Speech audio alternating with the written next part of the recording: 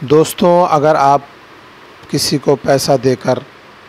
پھنس گئے ہیں اور وہ پیسہ واپس کرنے کا نام نہیں لے رہا ہے، آج کل کر رہا ہے، تو آپ ایک چھوٹا سا عمل کریں، 2 رکعت نفل نماز ادا کریں، اور اس کے بعد جب سبحان ربی الاعلیٰ سجدے میں جائیں 3 بار 5 بار 7 بار بولنے کے بعد یا مذلو یا معزو یا مذلو یا معزو 75 بار پڑھیں گے۔ اسی طرح دونوں رکعت میں آپ سبحان ربی الاعلیٰ کے بعد 75 بار یا مذلو اور یا معزو پڑھیں گے۔ انشاءاللہ آپ اس طریقے سے اس کے بعد کرنے کے بعد سلام پھیریں گے پوری نماز مکمل کر کے،